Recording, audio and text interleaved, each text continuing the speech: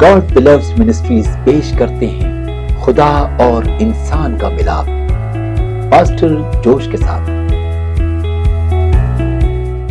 ہمارے پروگرام خدا اور انسان کا ملاپ میں آپ سب کو خوش آمدید۔ میں ہوں پاسٹر جوش اور میں نہایت خوش ہوں کہ آج آپ پھر سے ہمارے پروگرام میں شامل ہیں۔ آج ہم رومیو 4 باب کا مطالعہ کریں گے، لیکن اس سے پہلے کہ ہم ایسا کریں آئیے دعا کرتے ہیں۔ ہمارے آسمانی باپ، میں اس دن کے لیے تیرا شکر کرتا ہوں کہ تو نے ہمیں ایک مرتبہ پھر اکٹھا کیا تاکہ ہم تیرے کلام کی سچائیوں کو پڑھ سکیں۔ پاک روح، ہم تجھ سے منت کرتے ہیں کہ تو اس تمام وقت میں ہماری رہنمائی کرنا، تو ہم سے ہم کلام ہونا، کیونکہ ہمیں تیری ضرورت ہے۔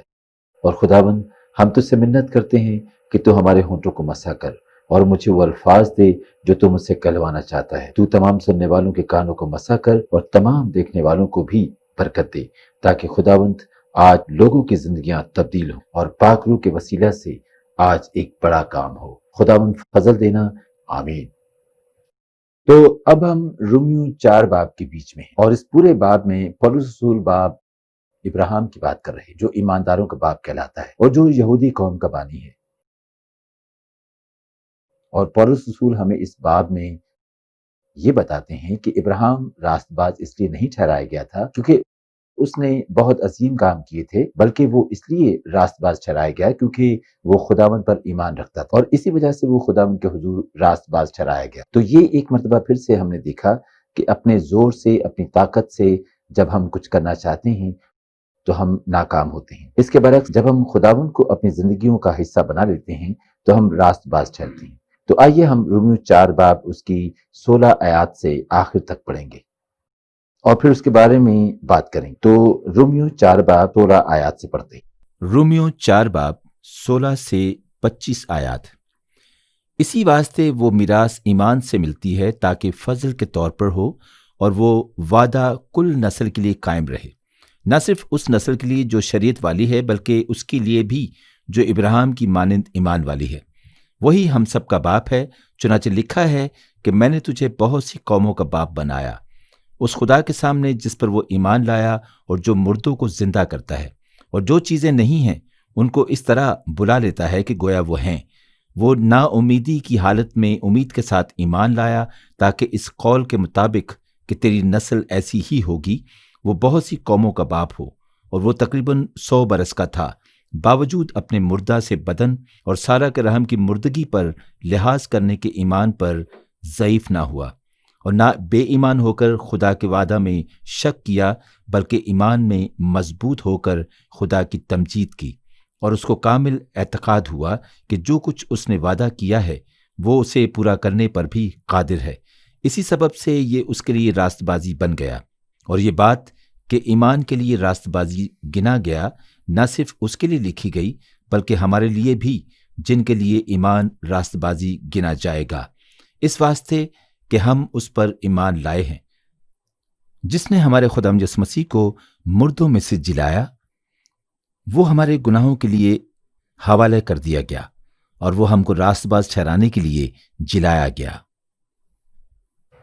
تو پولس رسول نے رومیو 4 باب کا مطالعہ ختم کر دیا ہے، اور اس باب میں وہ ابراہیم ہی کی بات کر رہا ہے کہ ابراہیم ہم سب کے لیے ایک مثال ہے۔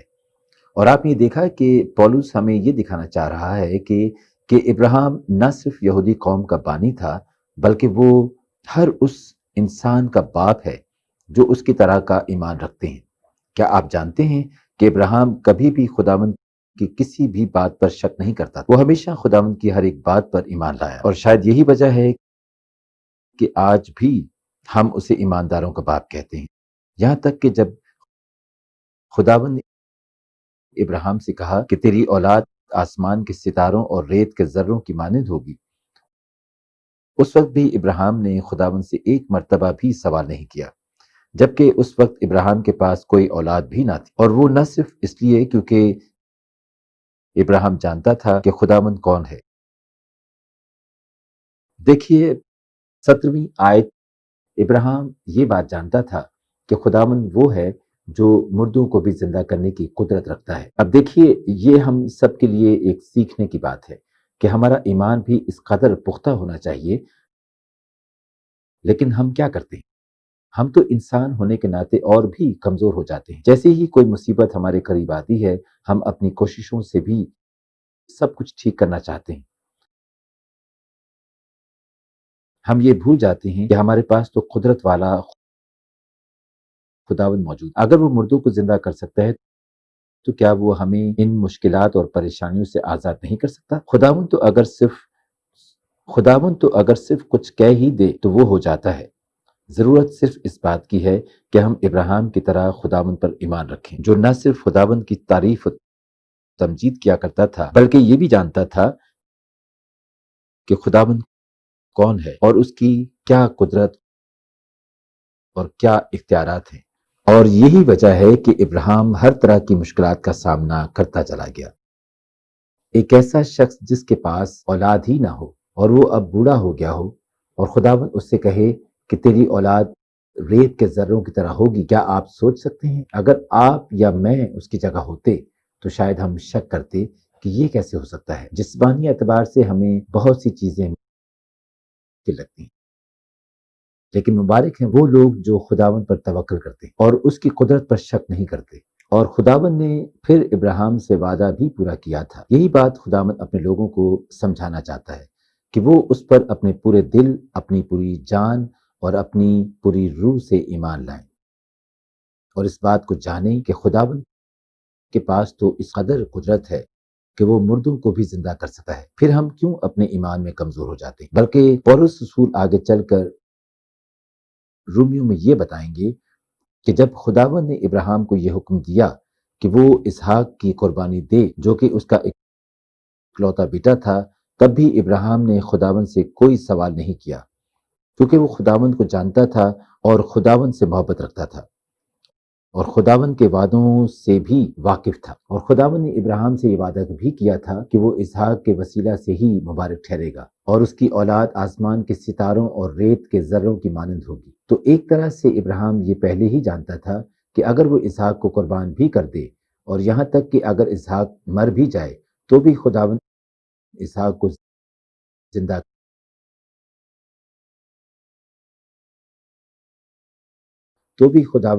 کو زندہ کر دینے کی قدرت رکھتا ہے۔ دیکھیے کیا خوبصورت ایمان تھا ابراہیم کا، اور وہ خداوند کو کتنی اچھی طرح جانتا تھا۔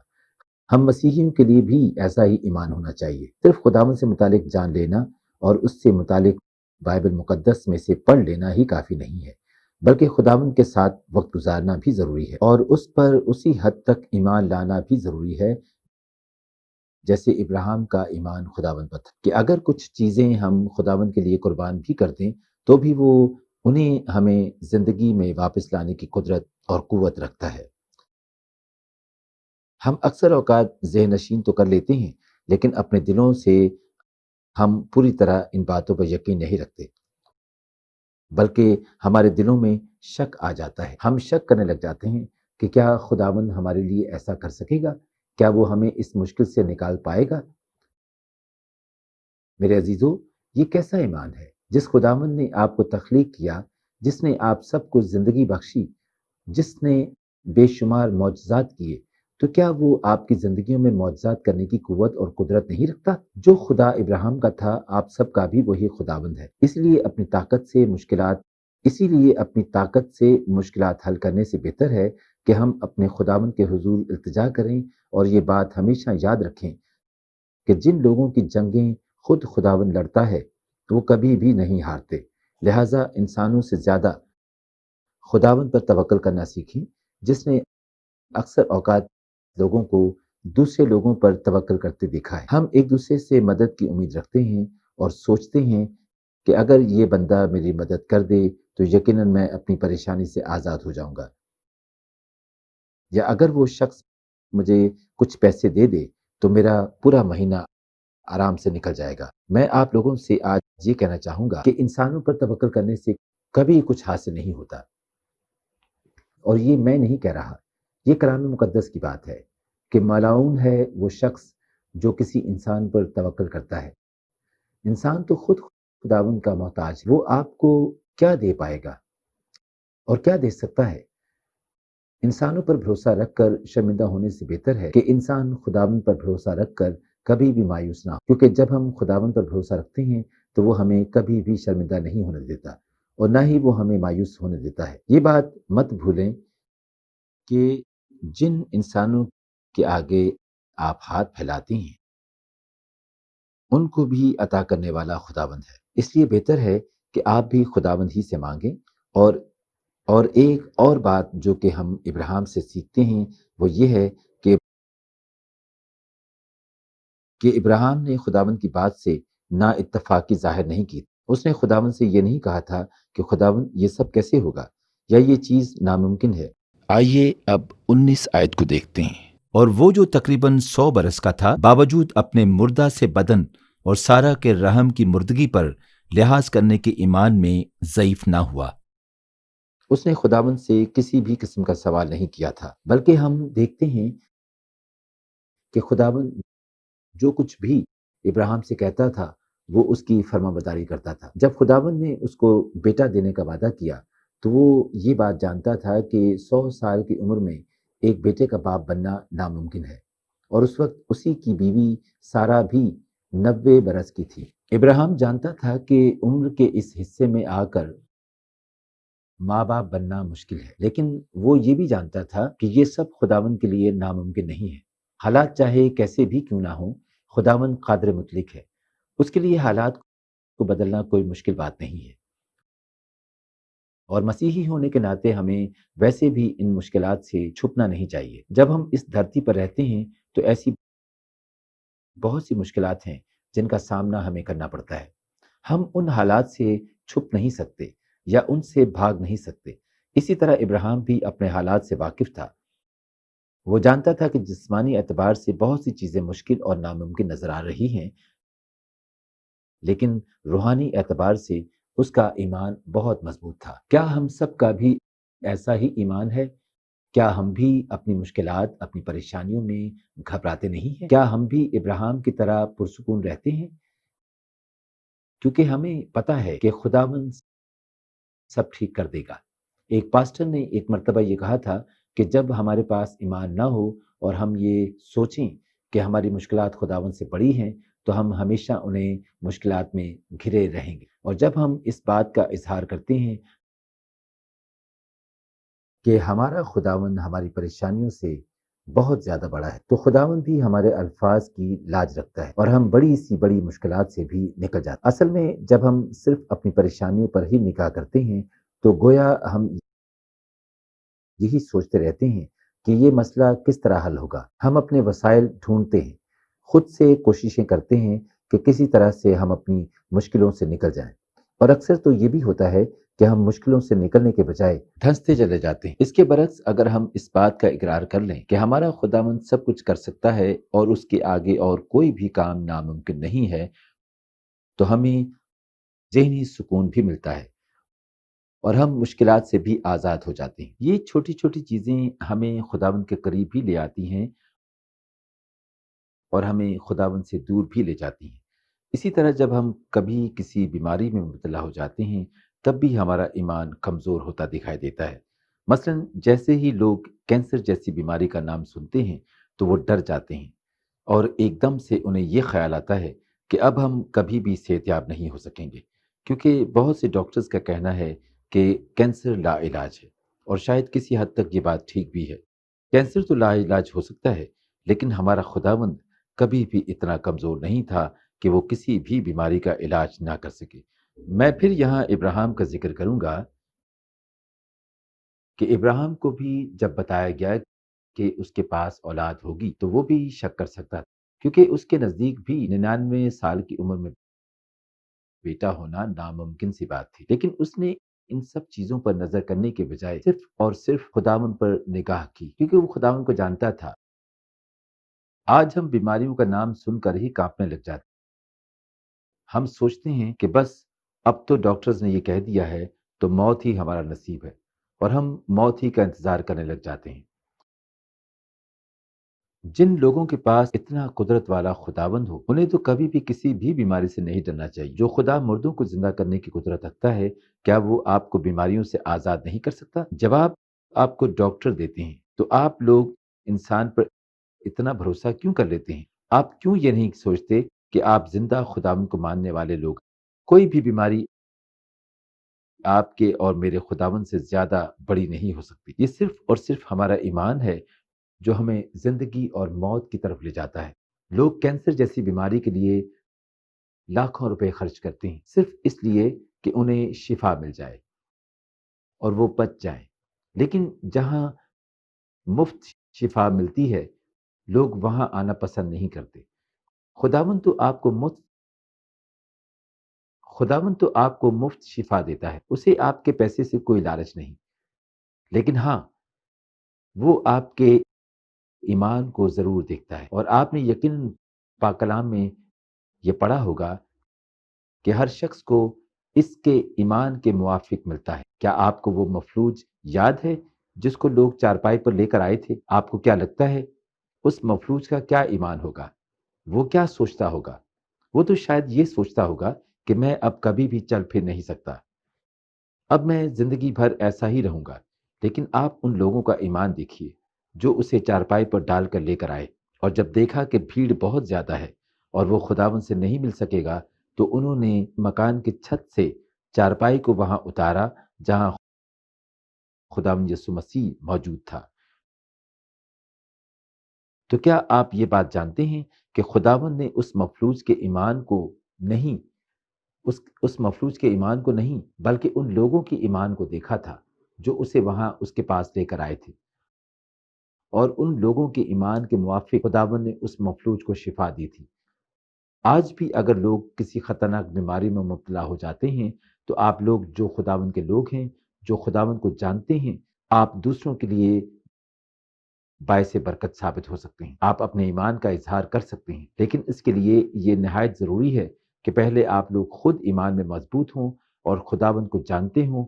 ممکن ہے کہ خداوند ان لوگوں کی طرح آپ کے ایمان کو دیکھ کر کسی کو شفا دے دے اور آپ کی طرح شخص کی زندگی میں ایک نئی گواہی جنم لے۔ مسیحی زندگی کی بنیاد ہی ایمان ہے، اور آپ کا ایمان ہی آپ لوگوں کو منفرد بناتا ہے۔ اور دوسری خوبصورت بات یہ ہے کہ ہم اس خدا کی پرستش کرتے ہیں جس کی قبر آج بھی خالی ہے۔ ہمارا خداوند زندہ خدا ہے۔ تو آئیے ہم اپنے خداوند پر ایمان لائیں اور اس بات پر توکل رکھیں کہ خداوند کبھی بھی اپنے وعدوں سے پیچھے نہیں ہٹتا، وہ ہمیشہ اپنے وعدوں پر قائم رہتا ہے۔ ممکن ہے کہ کبھی ایسے حالات بھی آئیں جو ہمارے خلاف ہوں، جو ہماری مرضی کے مطابق نہ ہوں۔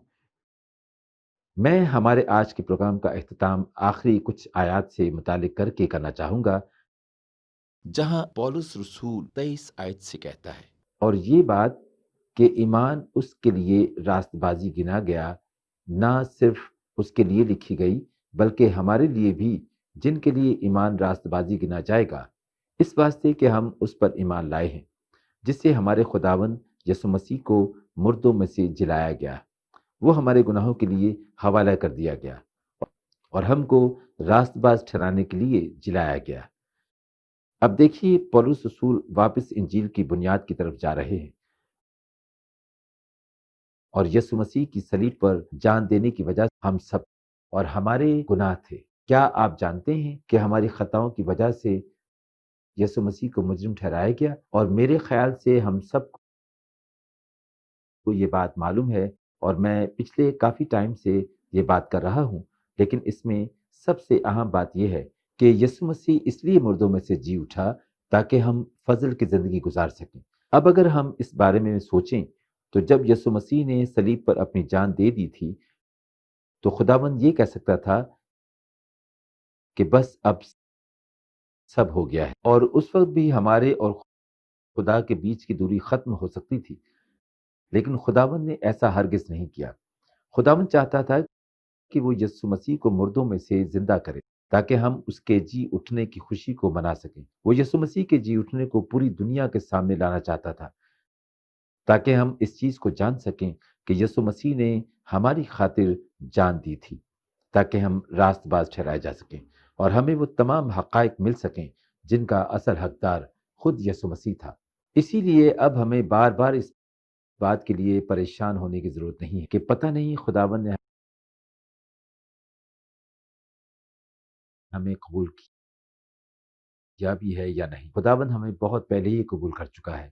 اگر خداوند ہمیں قبول نہ کرتا تو آج ہم سب فضل کی زندگی نہ گزار رہے ہوتے، اور خداوند خود بھی یہ چاہتا تھا کہ ہم ایسا نہ سوچیں، اس لیے اس نے یسوع مسیح کو مردوں میں سے زندہ کیا تاکہ پوری دنیا یہ دیکھ سکے کہ یسوع مسیح نے ہمارے گناہوں کی خاطر اپنا فدیہ دیا ہے، اور یہ تمام باتیں بائبل مقدس میں بھی لکھ دی گئی تھی تاکہ ہم مسیحی بھی یہ دیکھ سکیں کہ مسیح نے ہمارے لیے سب کچھ کر دیا، اور اب ہمیں مزید کچھ بھی کرنے کی ضرورت نہیں ہے، یعنی کہ اب ہمیں مزید نجات حاصل کرنے کی ضرورت نہیں ہے، ہمیں مزید شریعت کے تقاضوں کو پورا کرنے کی ضرورت نہیں ہے، اور وہ صرف اور صرف اس لیے کیونکہ خداوند نے ہمارے لیے شریعت کے تمام تقاضوں کو پورا کر دیا ہے۔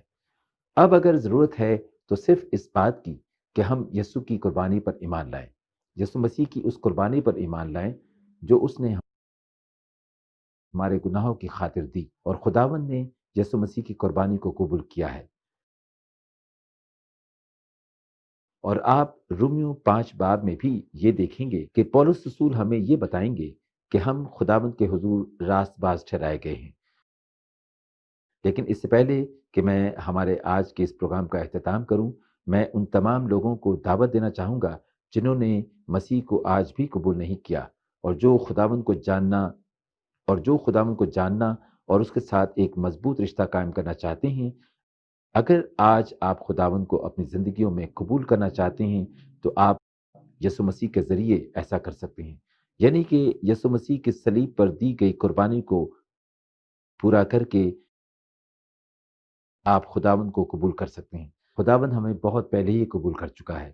اگر خداوند ہمیں قبول نہ کرتا تو آج ہم سب فضل کی زندگی نہ گزار رہے ہوتے، اور خداوند خود بھی یہ چاہتا تھا کہ ہم ایسا نہ سوچیں، اس لیے اس نے یسوع مسیح کو مردوں میں سے زندہ کیا تاکہ آپ مسیحی کہلائے جا سکیں۔ آئیں دعا کریں۔ میرے آسمانی باپ، میں تیرے حضور اس بات کا اقرار کرتا ہوں کہ میں نے اپنی زندگی تیرے اصولوں کے مطابق نہیں گزاری، لیکن آج سے میں یسوع مسیح کی اس قربانی پر ایمان لاتا ہوں جو اس نے صلیب پر میرے گناہوں کی خاطر دی۔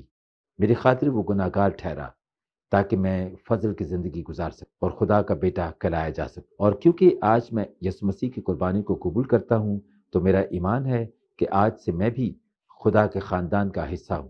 خداوند میں تیرا شکر کرتا ہوں، آمین۔ اگر آپ نے میرے ساتھ مل کر یہ دعا کی ہے تو سب سے پہلے تو میں آپ کو مبارکباد پیش کرتا ہوں۔ میں آپ سے یہ گزارش کروں گا کہ آپ اپنے کسی قریبی چرچ جائیں اور بائبل مقدس کو پڑھتے رہیں تاکہ آپ خداوند یسوع مسیح سے متعلق مزید جان سکیں۔ اب میں ان لوگوں کے لیے بھی دعا کرنا چاہوں گا جو بیمار ہیں اور شفا چاہتے ہیں۔ میں ان لوگوں کے لیے بھی دعا کرنا چاہتا ہوں جو ہسپتالوں میں داخل ہیں اور خداوند کی شفا کے منتظر ہیں۔ میں ان سب کے لیے بھی دعا کرنا چاہوں گا کہ خداوند انہیں صحت یاب کرے۔ آئیے دعا کریں۔ میرے آسمانی باپ، میں آج کے دن کے لیے تیرا شکر کرتا ہوں کہ تو نے ہمیں اکٹھا کیا تاکہ ہم رومیو 4 باب کو مطالعہ کر سکیں۔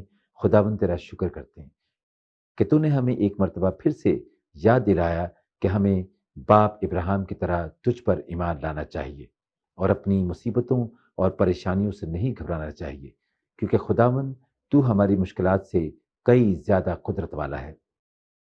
خداوند میں ان لوگوں کے لیے بھی دعا کرتا ہوں جو اس وقت بیمار ہیں۔ خداوند بیماری چاہے کیسی بھی کیوں نہ ہو، وہ تیرے آگے نہیں ٹھہر سکتی۔ تو اے خداوند مردوں کو بھی زندہ کرنے کی قدرت رکھتا ہے، اس لیے تجھ سے منت کرتے ہیں کہ تو کینسر اور دیگر تمام موذی بیماریوں کا جڑ سے خاتمہ کر، اور اپنے فضل والے ہاتھ کو ان تمام لوگوں پر بڑھا جو اس وقت مایوس ہو چکے ہیں۔ تو سر سے لے کر پاؤں تک ان کو چھو اور تازہ دم کر دے۔ خداوند میرا ایمان ہے کہ تو آج اپنے لوگوں کو نئی زندگی دے گا، کیونکہ تیرے پاس سب کچھ کرنے کی قدرت ہے۔ خداوند جو لوگ پریشان ہیں، خواہ وہ جسمانی طور پر پریشان ہوں یا مالی طور پر، تو ان سب پر بھی اپنے رحم اور فضل کی نگاہ کر، کیونکہ تو بھلا خداوند ہے۔ خداوند جتنے لوگوں نے بھی आज इस प्रोग्राम को देखा या सुना, उनके खानदानों के साथ होना, हमारा मिल बैठना तेरे जलाल का बाइस हो, यीशु के नाम में आमीन। हमारे प्रोग्राम खुदा और इंसान का मिलाप में शामिल होने का शुक्रिया। अगर आपने पास्टर जोश के साथ मिलकर दुआ की है और यीशु मसीह को अपने खुदा और निजात दहिंदा की हैसियत से कबूल किया है, तो मैं आपसे दरख्वास्त करता हूँ कि अपने करीबी चर्च जाएं ताकि आप यीशु मसीह के मुतालिक मजीद जान सकें और उसमें बढ़ सकें। अगर पास्टर जोश के साथ दुआ करने के बाद खुदावंद ने आपको किसी भी बीमारी से शिफा दी है, तो बराए मेहरबानी इस चैनल से राब्ता करें और अपनी गवाही को उनके साथ बांटें। आपकी गवाहियाँ दूसरे लोगों की हौसला अफजाई करेंगी और इनसे यीशु मसीह जो हमारा निजात दहिंदा है उसके नाम को इज्जत और जलाल मिलेगा।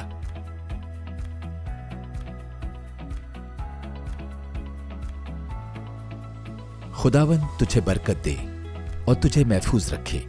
खुदावंद अपना चेहरा तुझ पर जलवागर फरमाए और तुझ पर मेहरबान रहे। खुदावंद अपना चेहरा तेरी तरफ मतवज्जो करे और तुझे सलामती बख्शे।